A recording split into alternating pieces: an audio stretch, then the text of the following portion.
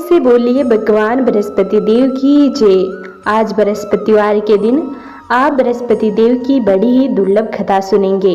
इस कथा को सुनने से भक्तों की सभी मनोकामनाएं भगवान बृहस्पति देव की कृपा से पूर्ण हो जाती हैं। तो आइए बड़े ही श्रद्धा भाव से इस कथा को सुनते हैं। प्राचीन समय की बात है। भारतवर्ष में एक राजा राज्य किया करता था। वह बड़ा ही प्रतापी और दानी था। वह नित्य गरीबों और ब्राह्मणों की सेवा सहायता किया करता था। वह प्रतिदिन मंदिर में भगवान के दर्शन करने के लिए जाता था, लेकिन यह बात उसकी रानी को अच्छी नहीं लगती थी। वह न तो पूजन करती थी और न ही दान करने में उसका मन लगता था। एक दिन राजा शिकार खेलने के लिए वन को गए हुए थे, तो रानी और दासी महल में अकेली थी।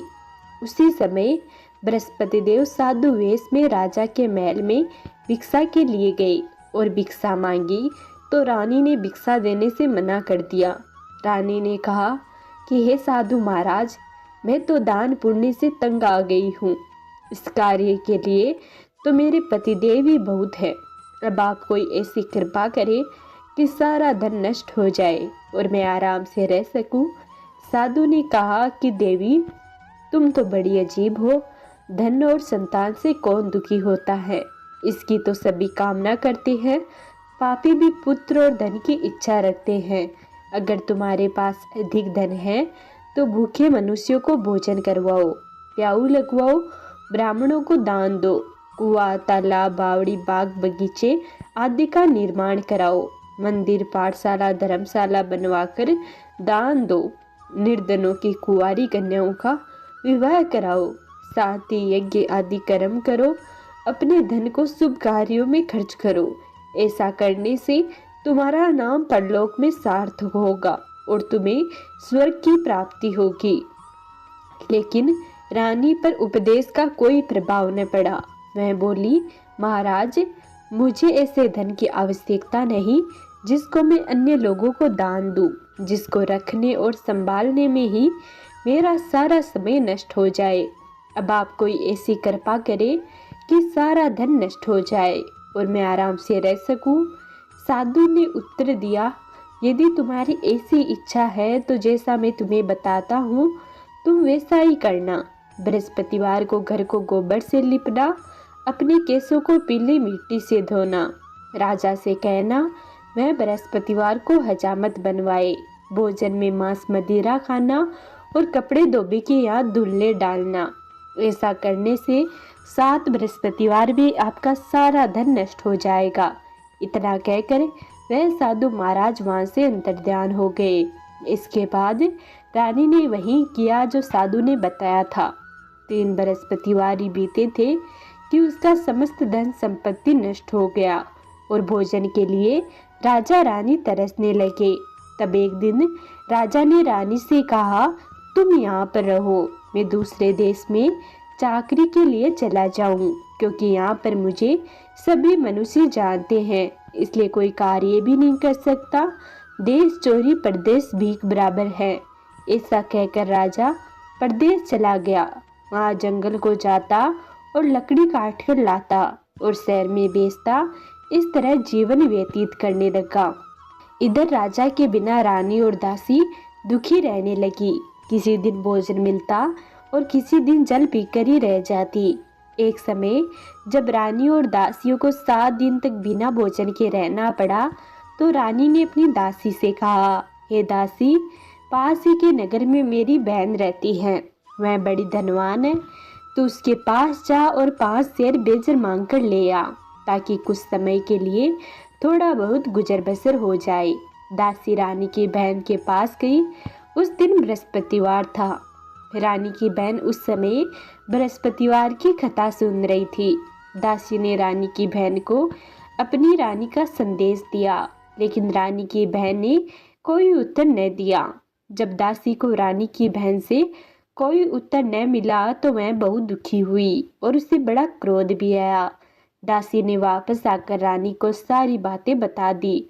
यह सुनकर रानी ने कहा कि हे दासी, इसमें उसका कोई दोष नहीं है। जब बुरे दिन आते हैं तब कोई सहारा नहीं बनता है। अच्छे बुरे का पता विपत्ति में ही लगता है। जो ईश्वर की इच्छा होगी वही होगा। यह सब हमारे भाग्य का दोष है।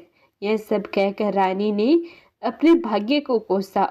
उधर रानी की बहन ने सोचा कि मेरी बहन की दासी आई थी, लेकिन मैं उससे नहीं बोली, इससे वह बहुत दुखी हुई होगी। कथा सुनकर और पूजा समाप्त कर वह अपनी बहन के घर गई और कहने लगी, हे बहन, मैं बृहस्पतिवार का व्रत कर रही थी। तुम्हारी दासी गई थी, लेकिन जब तक कथा होती है तब तक न तो उठते हैं और न ही बोलते हैं, इसलिए मैं नहीं बोली। कहो दासी क्यों गई थी? रानी बोली, बहन, हमारे घर अनाज नहीं था। ऐसा कहते कहते रानी की आंखें भर आई। उसने दासियों समेत 7 दिन तक भूखा रहने की बात भी अपनी बहन को बता दी। इसलिए मैंने दासी को तुम्हारे पास 5 सेर बेचर लेने के लिए भेजा था। रानी की बहन बोली, बहन देखो, बृहस्पति देव सबकी मनोकामना पूर्ण करते हैं। देखो, शायद तुम्हारे घर में अनाज रखा हो। पहले तो रानी को विश्वास नहीं हुआ, परंतु बहन के आग्रह करने पर उसने दासी को अंदर भेजा। दासी घर के अंदर गई तो वहां पर उसे एक घड़ा बेजर से भरा मिल गया। उसे बड़ी हैरानी हुई। उसने बाहर आकर रानी को बताया। दासी रानी से कहने लगी, हे रानी, जब हमको भोजन नहीं मिलता है तो हम व्रत ही तो करते हैं, इसलिए क्यों न इनसे व्रत और कथा की विधि पूछ ली जाए। हम भी व्रत किया करेंगे। दासी के कहने पर रानी ने अपनी बहन से बृहस्पति व्रत के बारे में पूछा। उसकी बहन ने बताया, बृहस्पतिवार के व्रत में चने की दाल, गुड़ और मुनंखा से विष्णु भगवान का केले की वृक्ष की जड़ में पूजन करो तथा दीपक जलाओ और कथा सुनो। उस दिन एक ही समय भोजन करो। भोजन में पीले खाद्य पदार्थ का सेवन जरूर करें, इससे गुरु भगवान प्रसन्न होते हैं, अन्न, पुत्र और धन का वरदान देते हैं, साथ ही सभी मनोकामना पूर्ण करते हैं। व्रत और पूजन की विधि बताकर रानी की बहन अपने घर लौट आई। रानी और दासी दोनों ने निश्चय किया कि बृहस्पति देव भगवान का पूजन जरूर करेंगे। 7 रोज बाद जब बृहस्पतिवार आया तो उन्होंने व्रत रखा। गुड़साल में जाकर चना और गुड़ भी लाई तथा उसकी दाल से केले की जड़ तथा विष्णु भगवान का पूजन किया। अब पीला भोजन कहाँ से लाए? दोनों बड़ी दुखी हुई, परंतु उन्होंने व्रत किया था, इसलिए बृहस्पति देव भगवान प्रसन्न थे। एक साधारण व्यक्ति के रूप में 2 थालों में पीला भोजन लेकर आए और दासी को देखकर बोले, हे दासी, यह भोजन तुम्हारे और तुम्हारी रानी के लिए है, इसे तुम दोनों ग्रहण करना। दासी भोजन पाकर बहुत ही खुश हुई। उसने रानी से कहा, चलो रानी जी, भोजन कर लो। परंतु रानी को भोजन आने के बारे में कुछ भी पता नहीं था, इसलिए उसने कहा, जा तू ही भोजन करे, क्योंकि तू व्यर्थ में हमारी हंसी उड़ाती है। तब दासी ने कहा कि एक व्यक्ति भोजन दे गया है। तब रानी ने कहा, वह व्यक्ति तेरे लिए ही भोजन दे गया है, जा तू ही भोजन करे। तब दासी ने कहा, वह व्यक्ति हम दोनों के लिए 2 थालों में सुंदर पीला भोजन दे गया है, इसलिए मैं और आप दोनों साथ साथ भोजन करेंगे। यह सुनकर रानी बहुत ही खुश हुई और दोनों ने गुरु भगवान को नमस्कार कर भोजन किया। उसके बाद से वे प्रत्येक बृहस्पतिवार को गुरु भगवान का व्रत और पूजन करने लगी। बृहस्पति भगवान की कृपा से उनके पास धन हो गया, लेकिन रानी फिर पहले की तरह आलस्य करने लगी। तब दासी बोली, देखो रानी, तुम पहले भी इस प्रकार आलस्य करती थी, तुम्हें धन रखने में कष्ट होता था, इस कारण सभी धन नष्ट हो गया। अब गुरु भगवान की कृपा से धन मिला है तो फिर तुम्हें आलस्य होता है। बड़ी मुसीबतों के बाद हमने यह धन पाया है, इसलिए हमें दान पुण्य करना चाहिए। अब तुम भूखे मनुष्य को भोजन करवाओ, प्याऊ लगवाओ, ब्राह्मणों को दान दो, कुआं, तालाब, बावड़ी और बाग बगीचे आदि का निर्माण कराओ, मंदिर, पाठशाला और धर्मशाला बनवाकर दान दो, निर्धनों की कुंवारी कन्याओं का विवाह कराओ, साथ ही यज्ञ आदि कर्म करो, अपने धन को शुभ कार्यों में खर्च करो, जिससे तुम्हारे कुल का यश बढ़े और तुम्हें स्वर्ग की प्राप्ति हो और पितृ भी प्रसन्न हो। दासी की बात मानकर रानी शुभ कर्म करने लगी। उसका यश फैलने लगा। एक दिन रानी और दासी आपस में विचार करने लगी कि न जाने राजा किस दशा में होंगे। उनकी कोई खोज खबर भी नहीं है। उन्होंने श्रद्धा पूर्वक बृहस्पति भगवान से प्रार्थना की कि राजा जहाँ कहीं भी हो शीघ्र वापस आ जाए। उसी रात को बृहस्पति देव ने राजा को सपने में आकर कहा कि हे राजा उठे, तेरी रानी तुझको याद करती है, अपने देश को लौट जा। राजा प्रातःकाल उठा और जंगल से लकड़ी काटने के लिए जंगल की ओर चल पड़ा। जंगल से गुजरते हुए विचार करने लगा कि रानी की गलती से उसे कितने दुख भोगने पड़े। राजपाट छोड़कर जंगल में आकर रहना पड़ा। जंगल से लकड़ी काटकर शहर में बेचकर गुजारा करना पड़ा और अपनी दशा को याद करके व्याकुल होने लगा। उसी समय राजा के पास बृहस्पति देव साधु के वेश में आकर बोले, हे लकड़ारे, तुम इस सुनसान जंगल में किस चिंता में बैठे हो, मुझे बताओ। यह सुनकर राजा के नेत्रों में जल भर आया। साधु की वंदना कर राजा ने अपनी संपूर्ण कहानी सुना दी। महात्मा दयालु होते हैं। वे राजा से बोले, हे राजा, तुम्हारी पत्नी ने बृहस्पति देव के प्रति अपराध किया था, जिसके कारण तुम्हारी यह दशा हुई। अब तुम चिंता मत करो, भगवान तुम्हें पहले से अधिक धन देंगे। देखो, तुम्हारी पत्नी ने बृहस्पतिवार का व्रत शुरू कर दिया है। अब तुम भी बृहस्पतिवार के व्रत में चने की दाल, गुड़ और मुनंखा से विष्णु भगवान का केले की वृक्ष की जड़ में पूजन करो तथा दीपक जलाकर कथा सुनो। उस दिन एक ही समय भोजन करो। भोजन में पीले खाद्य पदार्थों का सेवन जरूर करो। भगवान तुम्हारी सब कामनाओं को पूर्ण करेंगे।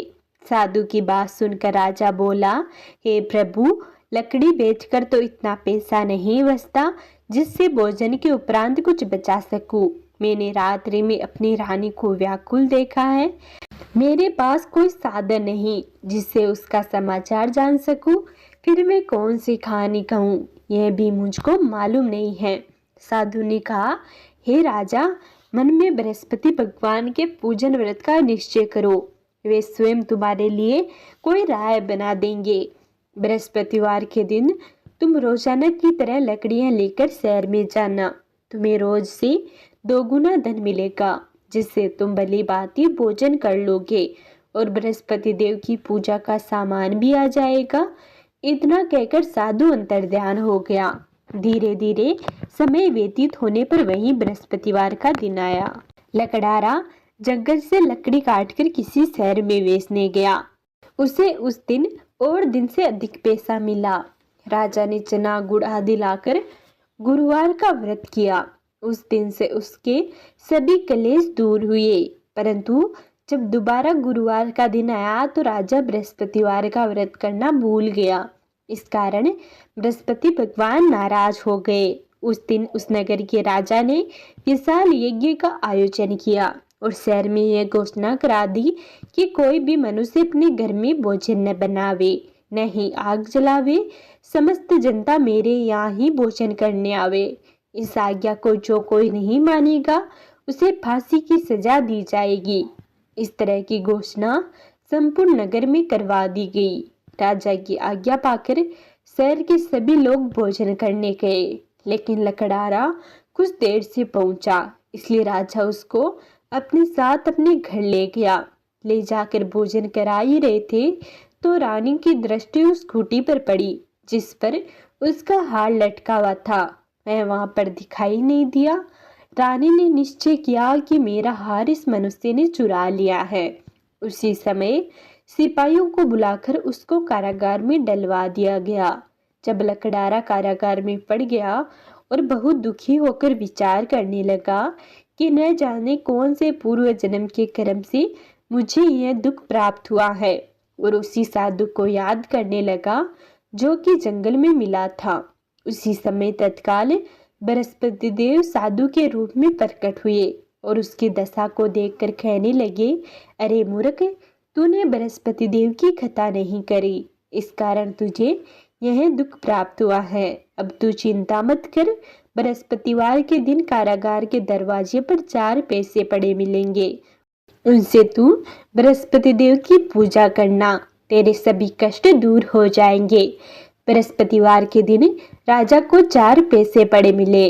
लकड़ारे ने कथा कही। उसी रात को बृहस्पति देव ने उस नगर के राजा को सपने में आकर कहा, हे राजा, तूने जिस आदमी को कारागार में बंद कर दिया है वह निर्दोष है, वह राजा है, उसे छोड़ देना। रानी का हार उसी खूंटी पर लटका है।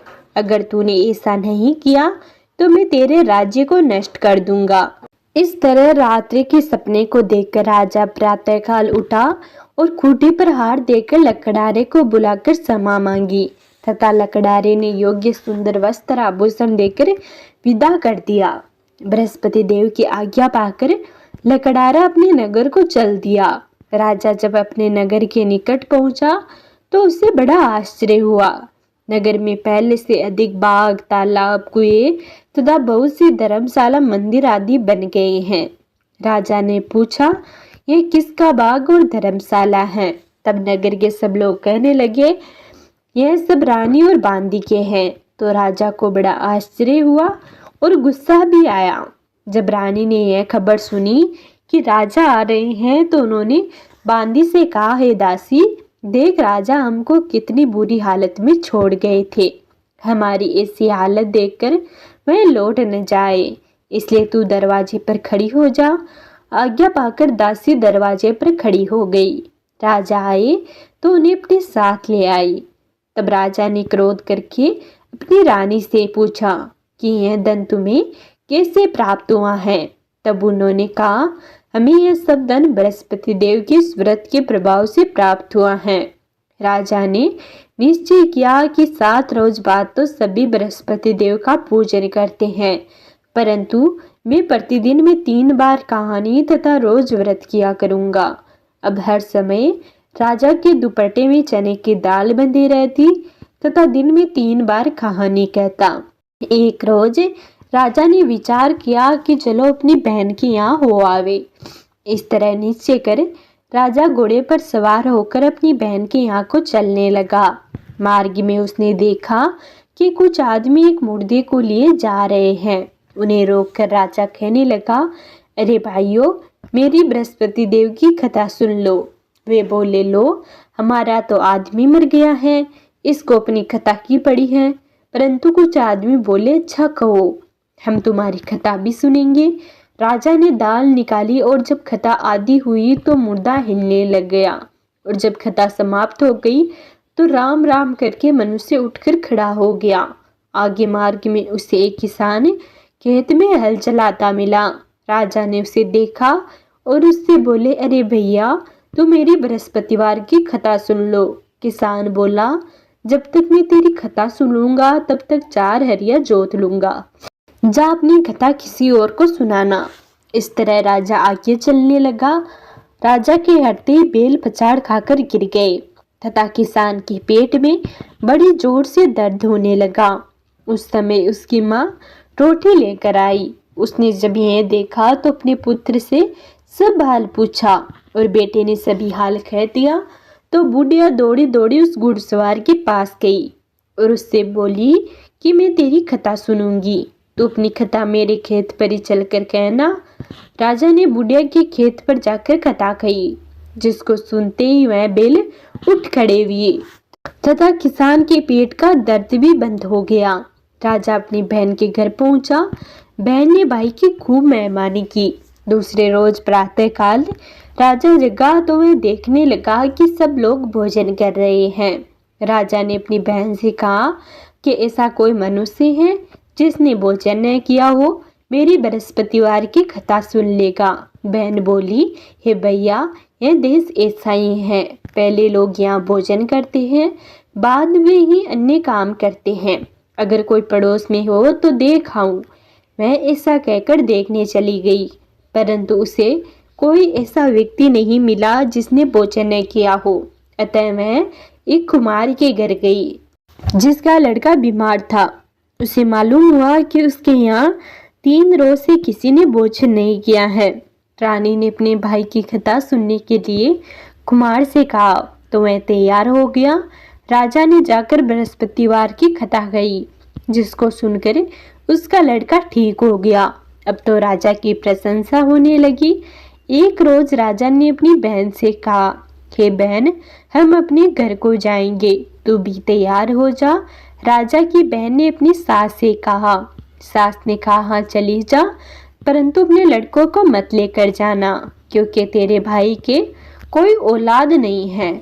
बहन ने अपने भाई से कहा, हे भैया, मैं तो चलूंगी पर कोई बालक नहीं जाएगा। राजा बोला, जब कोई बालक नहीं जाएगा तब तू क्या करेगी? बड़े दुखी मन से राजा अपने नगर को लौट आया। राजा ने अपनी रानी से कहा कि हम निर्वंशी हैं, हमारा मुख देखने का धर्म नहीं है और कुछ भोजन आदि नहीं किया। रानी बोली, हे स्वामी, बृहस्पति देव ने हमें सब कुछ दिया है, वह हमें औलाद अवश्य देंगे। उसी रात को बृहस्पति देव ने राजा के सपने में आकर कहा, हे राजा, उठे, सभी सोच त्याग दे, तेरी रानी गर्भ से है। राजा यह बात सुनकर बहुत ही खुश हुआ। 9वें महीने में रानी के गर्भ से एक सुंदर पुत्र पैदा हुआ। तब राजा बोला, हे रानी, स्त्री बिना भोजन के तो रह सकती है, पर बिना कहे नहीं रह सकती।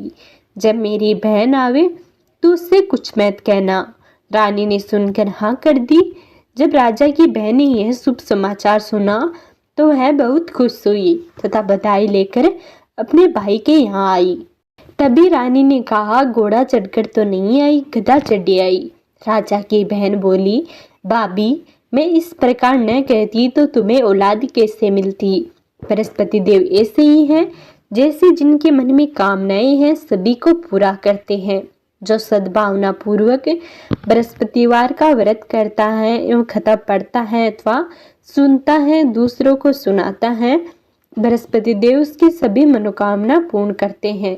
भगवान बृहस्पति देव उसकी सदैव रक्षा करते हैं। संसार में जो मनुष्य सद्भावना से भगवान जी का पूजन व्रत सच्चे हृदय से करते हैं तो उनकी सभी मनोकामनाएं पूर्ण करते हैं। जैसी सच्ची भावना से रानी और राजा ने उनकी कथा का गुणगान किया तो उनकी सभी इच्छाएं बृहस्पति देव ने पूर्ण की। तो प्रेम से बोलिए, भगवान बृहस्पति देव की जय, भगवान विष्णु की जय। तो ये था आज का वीडियो। अगर आपको यह वीडियो पसंद आया हो तो प्लीज़ वीडियो को लाइक कर कमेंट में बृहस्पति देव की जय जरूर लिखें। और अगर आपने अभी तक हमारे चैनल को सब्सक्राइब नहीं किया है तो प्लीज़ सब्सक्राइब कर ले।